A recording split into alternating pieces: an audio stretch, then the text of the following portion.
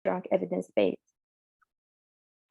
So by the end of this session, you will be able to develop an advocacy framework for your evidence-based policy and empowering you to drive meaningful change and achieve your policy objectives. So the impact of policy writing in advocacy is very and way significant. So policy documents educate and shape public opinion, guide decision-making processes, and also mobilize support and influence regulations. So well-crafted policies provide clear solutions, evidence-based arguments, and also very actionable steps for addressing issues, making advocacy efforts more effective and also influential, which is the most important part. So also advocacy frameworks are the cornerstone of effective policy shaping by combining problem identification, objectives, and interventions. These frameworks provide a structured approach that aligns policy development with to meet our advocacy goals. They enable us to clearly define the problem, set specific objectives, and also outline strategic interventions. So we can confidently pitch policies that deliver, in this case, impactful solutions, driving meaningful and sustainable change.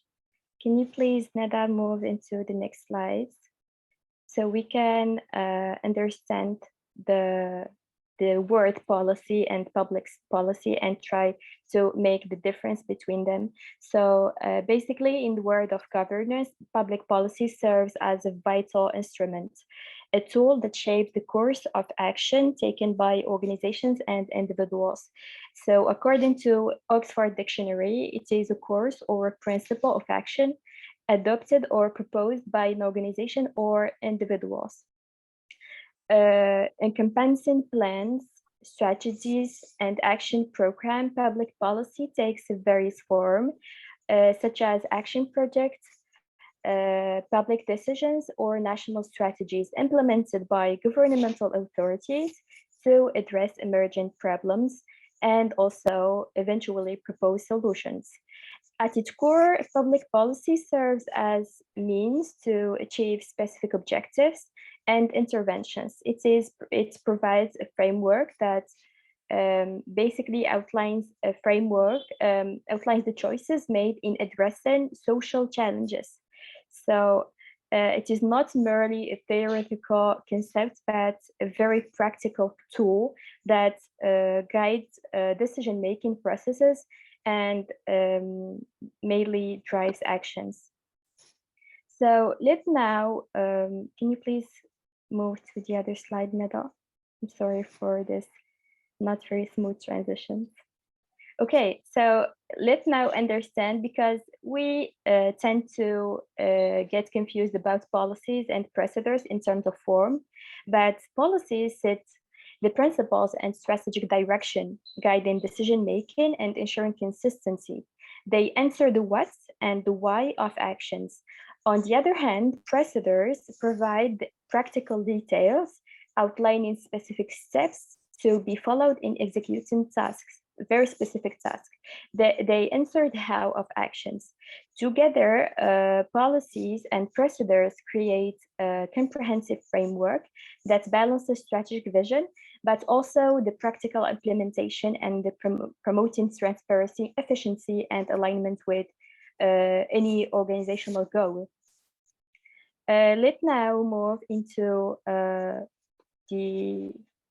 another illustration for the policy and procedure.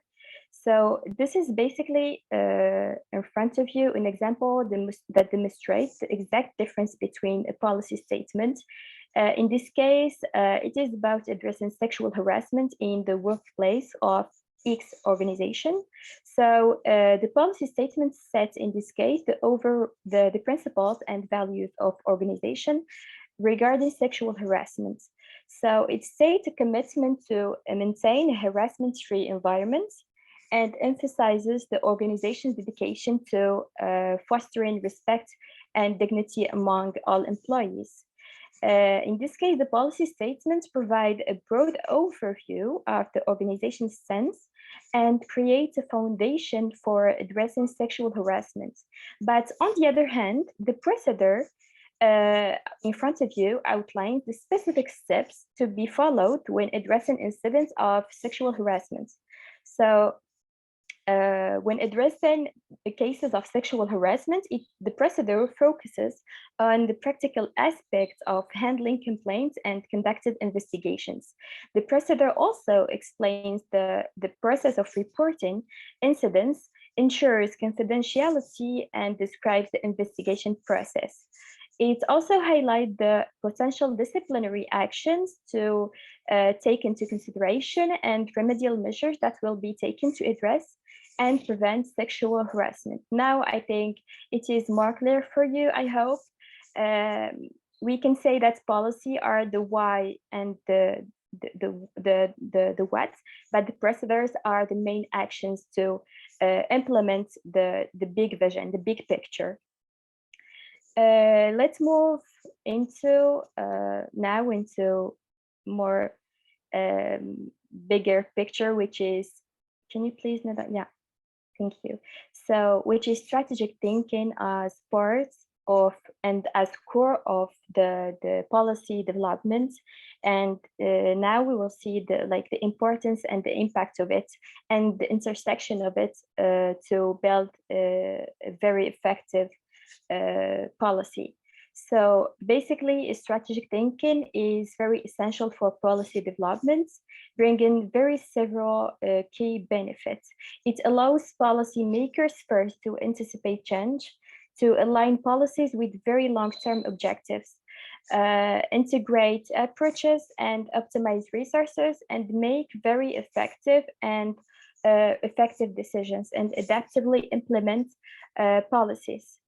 And this by embracing strategic thinking that push policymakers to enhance the impact and success of their policies, driving positive change and achieving desired outcomes. So basically, the core of a strategic thinking process contain and include six essential elements, which is analytical tools, strategic purpose, values, vision, main objectives, and which is most importantly, planning procedures. So these elements guide the process of strategic thinking and ensure the effective planning, alignment with organizational goal and clear implementation procedures. Also, I'd like to mention concepts you may know, which is the SMART objectives. Setting SMART objectives when I say SMART, it doesn't mean like SMART, which is genius, but SMART stands for specific, measurable, achievable, realistic, and time-bound objectives. These objectives should be clear and specific, allowing for measurement of progress, and also attainable and realistic. Also, that are set within a very defined time frame. So by following a SMART framework, you can create objectives that are focused and actionable and enable effective monitoring and also evaluation of the whole strategic thinking process. So now let's move into more technical, yeah, that's it. So developing a policy, this is where trying to move very smoothly on to show you the technical parts and the technical aspects of writing a policy. So developing and writing a policy requires a very systematic approach. So to begin with, we must analyze the problem at hand and understand its causes and factors. By using helpful tools and models, we can gain deeper insights into the issue within the exact specific context. Once you have a very clear understanding of the context and the problem, we need to set goals that will guide our policy development process. So these goals provide a very clear direction and purpose for our main efforts. And now, once we have the problem and very clear goals, we can move into the very specific concept, which is participatory and consulting. It is very important as a stage of developing a policy. So basically, collaboration and inclusivity are very essential in policy development. By consulting relevant stakeholders, such as organizations, civil society groups, academic institutions, we ensure diverse perspective and we ensure that we are creating a very inclusive policy. So moreover, it is also very crucial to take into consideration voices of marginalized communities, for example, women, youth, LGBTQ plus community, etc. So basically, now let's dive more into the subsequent stage, which is writing and publishing the policy. Now, please go back, Nada.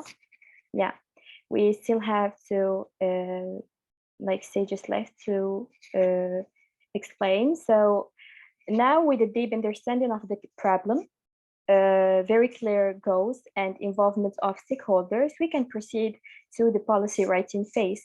So this is where we bring everything together and align our objectives and articulate interventions and proposals. The goal is to create a very clear and concise policy document that comprehensively addresses the identified problem and ensure to propose recommendations. So now let's move forward. Finally, we have once the policy is published, the implementation part is very important, as like it is the main goal is to attend the goal zero of this process.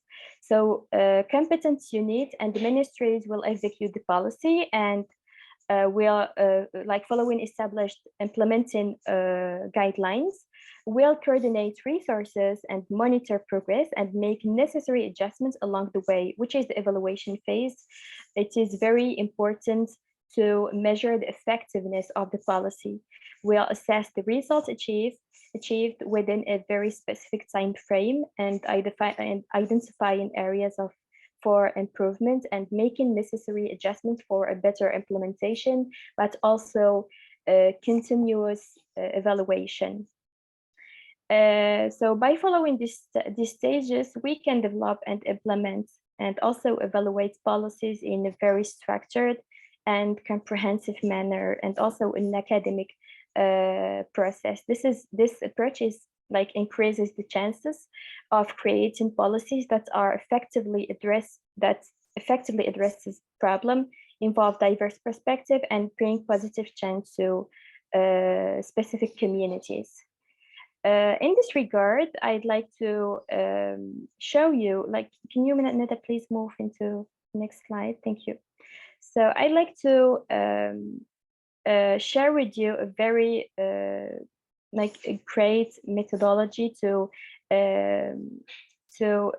identify the problem of your policy, which is the funnel approach.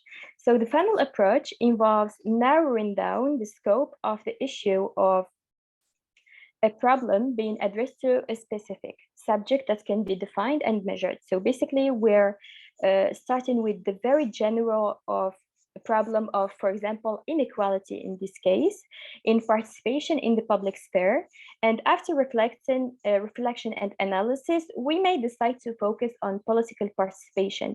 However, this is still a very broad area. So further narrowing down is necessary. We might develop a brief that specifically targets women and youth and focuses on political participation in local areas or local or municipal politics.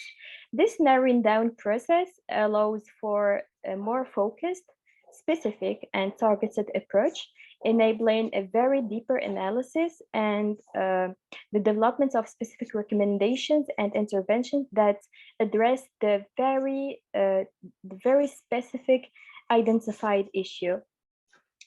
Now, let's move into more technical aspects of this workshop. So let's tackle the methodology and approach part. So as I explained before in the policy development process, it is very important to have a very clear methodology and approach, which in this case, inclusivity, cumulative approach, and participatory. So in policy and governance, the three crucial approaches, which is the three in front of you, drive effective decision making and inclusive and get inclusive outcomes. So firstly, inclusivity emphasizes the involvement of and engagement of all individuals in a community in the policymaking process. So we need to consider diverse perspective and ensure policies are accessible, accountable, and responsive to all all individuals in a specific community to ensure the fairness and the social equity of it. Second of all, the cumulative approach recognizes the value of learning from the past by leveraging previous approach and previous researches and evaluations of existing policies. We can avoid repetition and capitalize on successful strategies. So this approach basically enhances the efficiency, the effectiveness, and also evidence-based policy development. And finally, the participatory, sorry. So this approach emphasizes the active involvement of community members by including their insights, expertise, and lived experiences. So participatory policy making fosters a sense of ownership and legitimate. Sorry, I just need to, yeah. So it fosters a sense of ownership and legitimacy. So this democratic approach results in policies that better reflect the diverse needs and aspirations of the people they impact. So all of these approaches together empower communities, foster collaboration, and enhance the quality and the effectiveness of any policy decisions. Now, more further, let's move into the policy structure. It includes background and objectives, findings, interventions, and recommendations. So basically, a policy structure or policy writing should necessarily start with the background that set the context for its development. So it is very necessary to provide an overview of the factors, events, or societal challenges that have led to the need of this policy. And following the background, we should clearly articulate the problem or issue that the policy aims to address, which is clear objectives, describing the specific challenges, gaps, or negative impacts that necessitate development of the interventions. So finally, emphasizing the importance of developing effective interventions and recommendations is very crucial and the whole aim of any policy. These intervention should be strategic actions, measures, or initiatives designed to address the identified, previously identified problem and achieve the policy objectives. So furthermore, I just want to highlight something which maybe will be tackled by my friend, but I like to highlight it first. So basically, we need to make the difference between the policy, public policy, and the policy brief. So a policy is a very comprehensive and formal document that outlines a set of principles, objectives, and strategies to address a specific issue or problem. On the other hand, the policy brief is a very concise document that that distills key informations from a policy into a very concise format.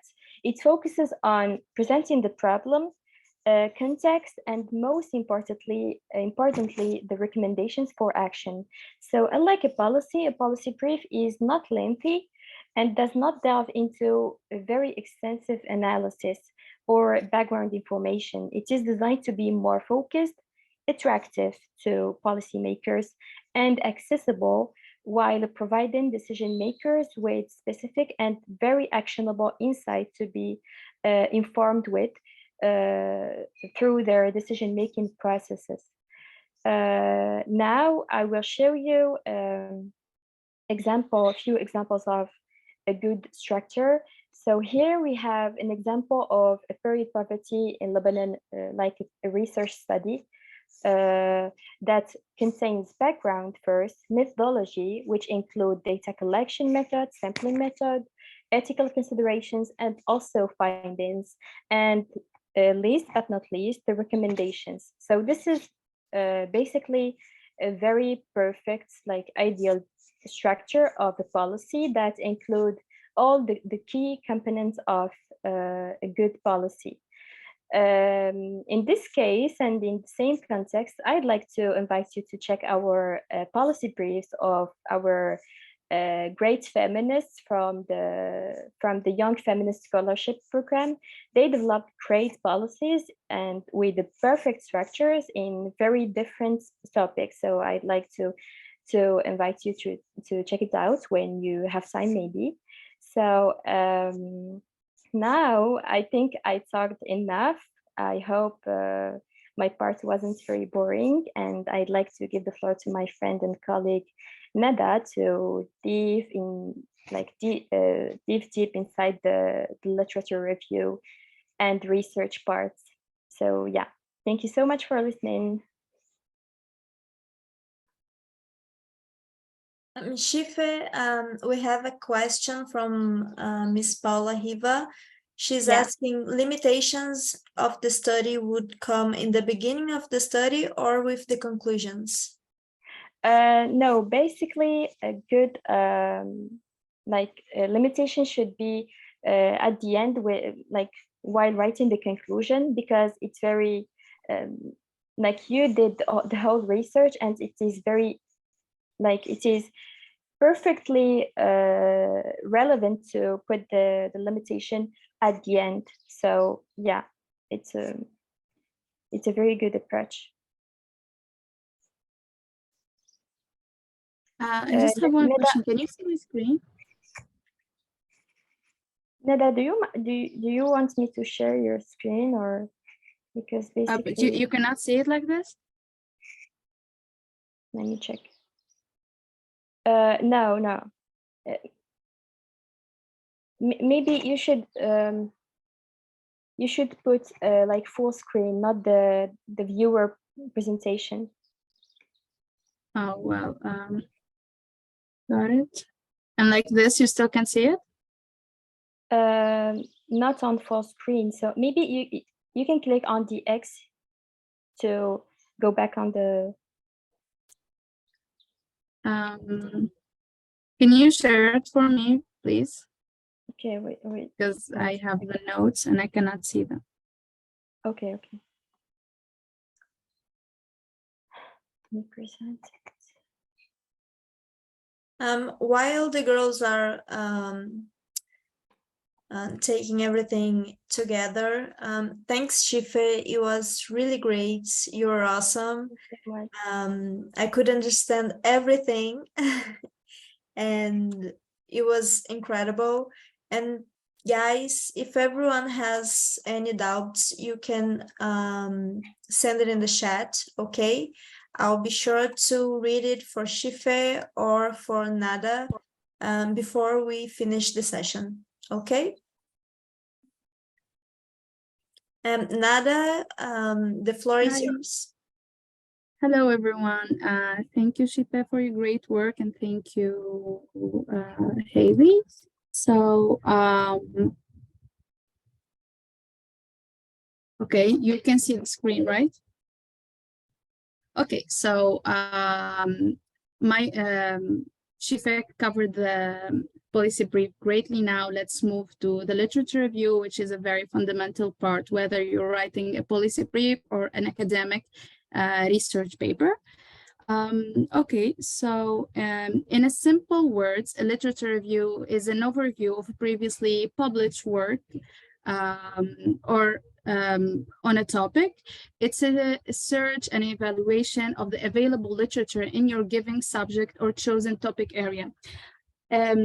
It provides a systematic or rigorous examination of existing literature, enabling you to assess the strengths and weaknesses of a previous study, and most importantly, the gap in the research. It's the same concept when someone is starting a business, he needs to search for the gap in the market, and that's how he builds that business. It's the same with the research. You need to see the gap and you build on it, or you see weaknesses and you try to strengthen it, or you see that the issue, the problem, the topic is not updated, so you make your own research to update it. And that's why you need to check the previous work before starting your own research. Okay, so can you move to the next slide, please? So when we say literature review, two things comes to your mind. It's academic paper or policy brief. And they're like slightly different in the last process of writing, but at the beginning of the first steps of gathering the information and researching is the same concept.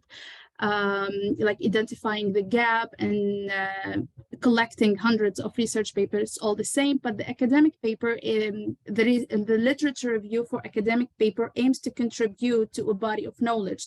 So it makes sense when you have it like rich and cover all details. But with policy briefs, it aims to stimulate action to solve a problem. And so it's a call to action. It has to be short and brief and specific and concise as much as possible. First, because policymakers are busy and therefore briefing needs to be short and easy to read.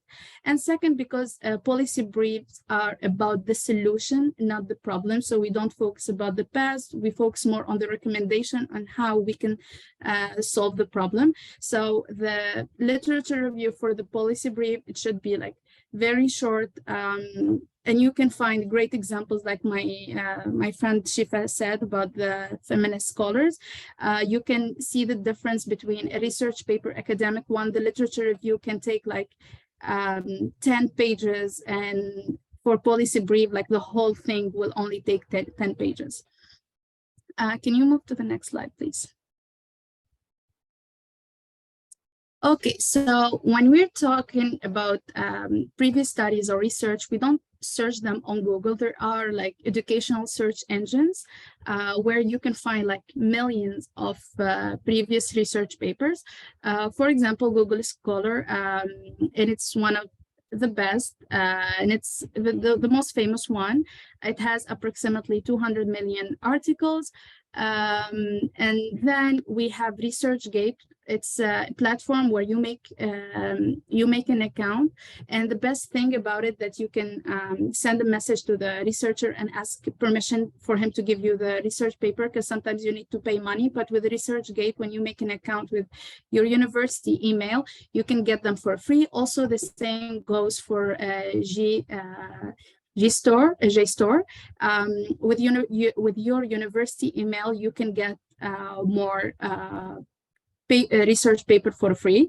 And there is also Google Books. You can find hundreds and thousands of books, like journals, academic books. One tip when you're searching for a specific topic, if the title has two sections, like something and something, don't write the whole title in the search engine, and make it easier for you and divide the title in two parts. And we will see that detail more in the next slide, please. So as my friend Shifa talked about the funnel approach, about identifying the issue you're talking about, you will have to narrow down your title even further. to make your research easier and for you to understand the problem more.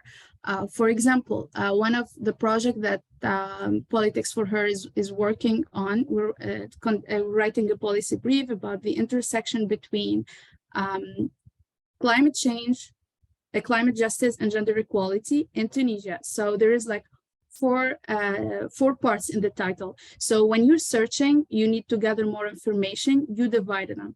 First, you can see the intersection between climate change and gender equality globally to understand the relationship. Then you go climate change in Tunisia, gender equality in Tunisia, and of course, gender equality, you can break it further down. For example, sexual reproductive health rights, gender-based violence, forced and child marriage in Tunisia, in the context of Tunisia. So this will help you to understand the problem and focus on the urgent issues, so you know how you will interview the experts in academia or people in the industry, like the activists, like the government, anyone that is interesting for you to interview. You will know more once you go deep in the previous research paper and read about them.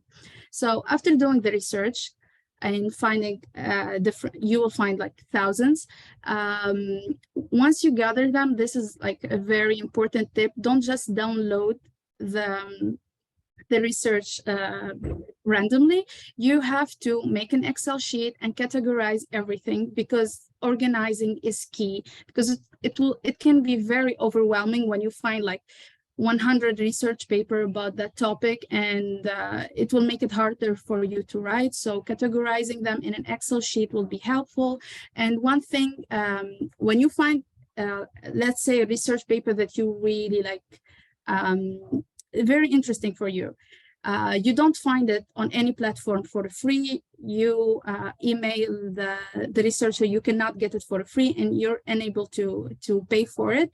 One tip is to go down to the bibliography of that research paper and check his or her resources, and it can help you tremendously. So don't be discouraged if you cannot find a specific research paper, because the bibliography will be enough for you. And now we're going to the writing process. With the writing process, with the academic one, as I said before, you can be as detailed as possible. You can gather like in one paragraph, you can have like 5 to 6 to 7 even references. But with the policy brief, so the name is pretty much self-explanatory. It's a brief, so it's the same. You have to read as many as research paper as you can find to expand your knowledge and take the main issues. And you can find the great example in the Feminist Scholar, as I said before. And I know it can be very overwhelming to start writing once you have like thousands of resources, but as Phoebe Waller, the writer of Fleabag and the main actress, said, you can always edit a bad page, but you cannot edit a blank page. So don't feel discouraged to start your academic journey, or don't be discouraged to start your policy brief. It's very rewarding to feel like you have an added value and make research and share it and help other students. So don't feel discouraged. And yeah, thank you for everything. If you have any question, I'm here. Thank you, girls. It was amazing. We have a question, if I can recall, from Sana. She's asking how policy writing differs from a project writing, and how would you convince stakeholders to adapt your policy, especially if you lack informations. Sorry. Where's the question? She's asking how policy writing is different from project writing, and how could you convince stakeholders to adapt your policy, especially if you lack Okay, thank you. So policy writing, when you write a policy, the audience is for the policymakers. It's the difference is about like who this paper will be sent to. For the policy, it's a policy brief. You saw problem, made your research, have solution, and you're gonna give it to the policymaker to make a change, to improve a situation, to fix the problem. For project writing, it's different because you have your own project and you checking the first process of checking the gap in the market or in the research on the previous industry. It's the same, like you first personal observation, then researching, and then that's where the difference happens. Your project, it's a personal project you're writing for yourself, and it's a whole like business thing. For you to see if it's in a non-profit or profit, I don't know, but for the policy is like for policymakers. And how would you convince with the support of also the activists that you will ask and collaborate with, and it's all about relationship and public relationship and how you approach them and convince them with your work. If your work is will make a change and it's feasible, then there is no reason why not to for them to be convinced, because they are the people who are trying to solve our problems, and we're helping them. So there's no need for you to convince them if your work is convincible already. Okay. What is an effective way to mention the already written articles in literature review section of your paper? This is Hashin Kamal asking. I'm sorry, I need to find what's an effective way. Okay. Effective way. Okay, once you find you found a research a previous research paper, and he has like results of findings, you read the findings and you summarize the main idea, reformulate them and write it. And there is like even if you write in Google, there is like a specific academic format how to do it for the academic papers. For policy brief, you can just like write this person said that, but for academic papers there is like you just write the last name of the person and the date of the date when he published that, and the type too. But it's with Microsoft Word, you just write the source and they will write it for you, so you don't have to actually write it. Okay, we have a question from Nargis Lamaki, who's asking, you said that if we put our university email, we'll get research papers for free. But what if I'm still in high school? Honestly, I don't have the answer to that, because I was lucky to have my Georgetown University email at that time. And even like because I'm Tunisian, based in Tunisia, but I had the opportunity to have an email from Georgetown. The Tunisian one did not work. So if the university is not known, this is very unfortunate for us, the third world, I guess. But maybe your high school is known, or like you can get it, or check with someone else. Check maybe like a friend. I took once, like I borrowed an email from a friend. I told him, can you just check this for me, and just like ask around. Yeah, this is exactly what I have done with my previous research. Whether, of course, you can find some free like documents, but for huge ones and important ones, it is very like ideally you can like borrow an email of institutional email of a friend. So it could be perfect. Thanks, girls. Oricia is asking, are there required qualifications to write a policy brief? Is it advisable to write them independently or through an organization? Okay, for required qualification, no. If you want so, you can do so.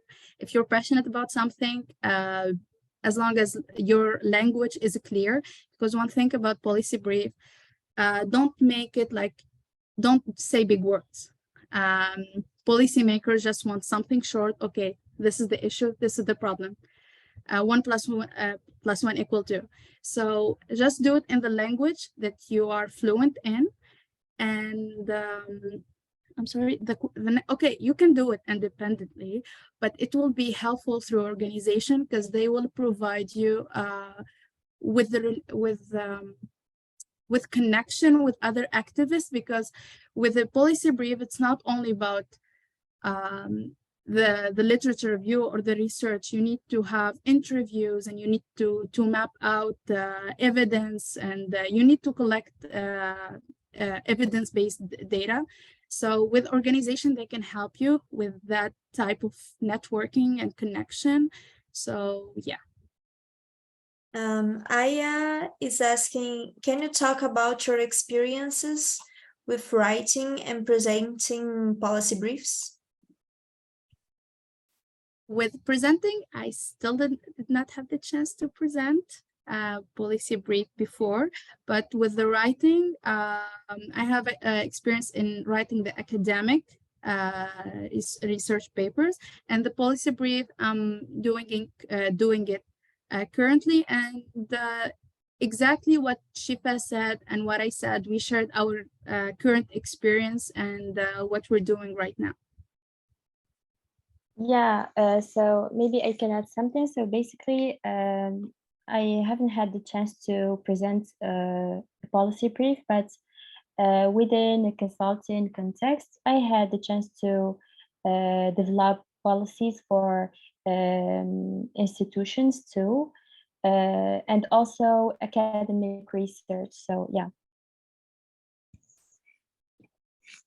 Okay, there's a question by Anya.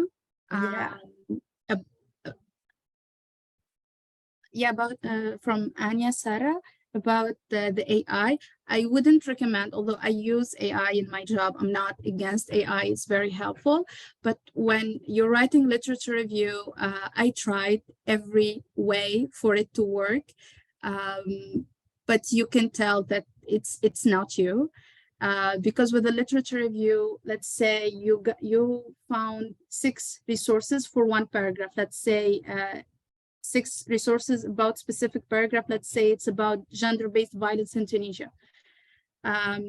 Each sentence you will finish, you need to write the reference of the name of the writer of the source.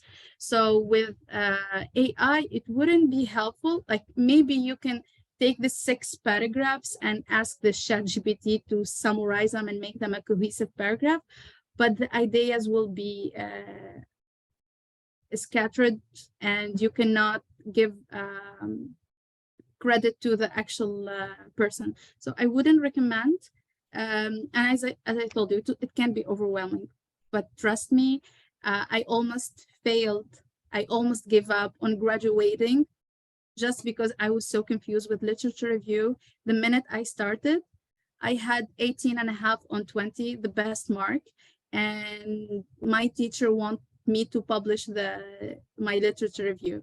It can be overwhelming at first when it's your first experience, but once you start writing, once you start reading and get all these information and gain so much knowledge, and as I said, like you can edit a bad page, but you cannot edit a blank page. So just go for it.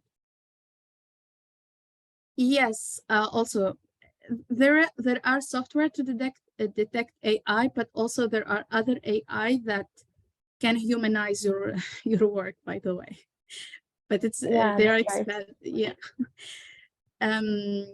So really, don't go for AI. Just do it yourself, because when you write your own literature review, it will help you write the question for your survey. But if you make AI do the work, you wouldn't understand what is the issue, what is the urgent issue.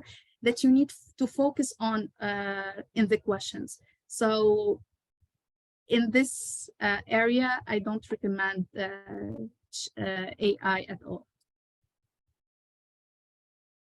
Thank you, Hesham.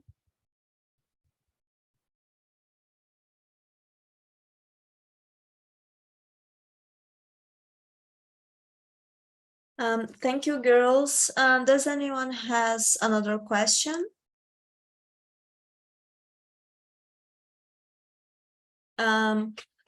So we are sending you the recording for this workshop. The ones who are here until the end, we are analyzing sending you certificates. Probably we will, but in the next 3 to 4 days, okay? And of course, if Nada and Shife allow me, I can share with you the presentation as well, okay? And this was incredible, girls. Thank you very much. Nada, you are amazing. Shife, you are amazing too. Thank you, Arya, for your organization, and thank you everyone for participating, and hope you enjoyed and learned something valuable. Yeah, of course, you can have also the presentation for, I mean, the documents, of course. I mean, you have my word, Arya. So yeah. Okay. Thank you so much. Hope you enjoyed. Thank you, Shife. So I will be able to share with you the presentation. And thank you. I hope to see everyone in our next workshop. And thank you very much. Bye-bye to everyone.